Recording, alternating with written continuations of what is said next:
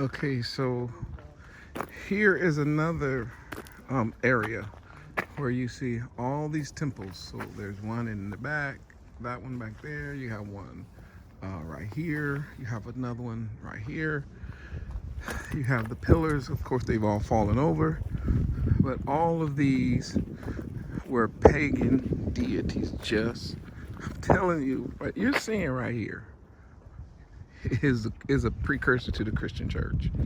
There's all these different churches, and every little church had its own denomination, and every denomination had its own little thoughts and their own ways of doing stuff. And certain people, they gravitated, so like, the Methodists have theirs, so they're gonna have their saint. Well, whoever started the Methodist church, whoever started the, in the Church of God of Christ, they got their leaders, and then you got who was ever the Baptist, and then they got their leaders, and this is their Baptist church and all that. But they all worshiped one world religion. It was still all the same, even though you had a different church on every corner.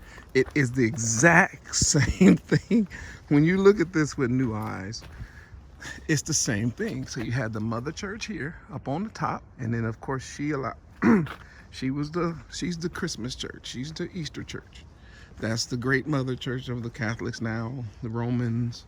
But in the beginning, of course, you had the Greeks, and then you have all the little daughter churches. So outside of this is all these little churches and these little temples, and it's amazing because I was telling Hula in my last video, one of the videos that's going to go up after this one, I actually do a thing where I'm going to do it on this one now, where I said, this is why when we try to tell people to come out of church, that's why they can't come out.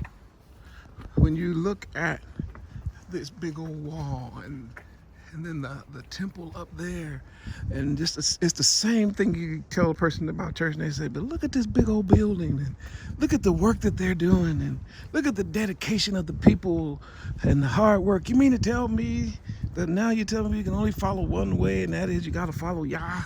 It's the same thing. They're not giving up the practices. They're not going to give up the customs. And so when Paul came here, he was trying to rescue his people from this mindset. Now you fast forward to our day, the same exact mindset exists among our people. The same mindset, because we have been moved into a Greek world, a Greek culture with ancient Greek gods, Christmas, Easter, Valentine's Day, we got cupids and stuff during you gonna see in churches, they gonna have like pictures of Valentine's and cupids. That's coming up soon. Then you got Mother's Day. Then they're gonna be going Easter egg hunt. This is what happened here, and that's what's gonna be happening. So here we come, people like me, Yimeyahua and the ARK and others, who having saw this, go, hey, y'all, you are actually keeping ancient pagan practices. They say, then why are we being blessed? And I'm sure these people saying the same thing.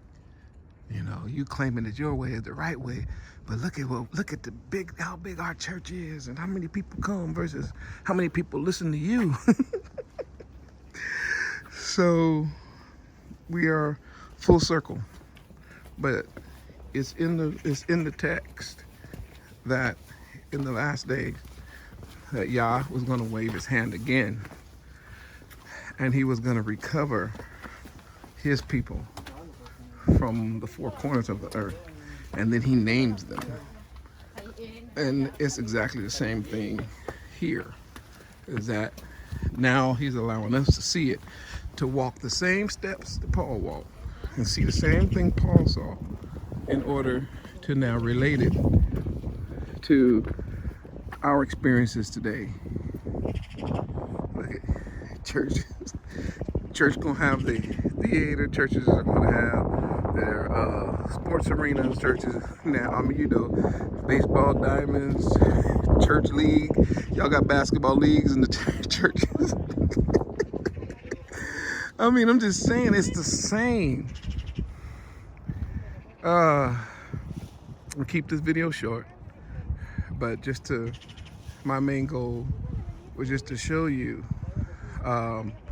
that Yah cared enough about his people that even though they were caught up in this mega church, he sent preachers and teachers to help them come back to the truth. Shalom.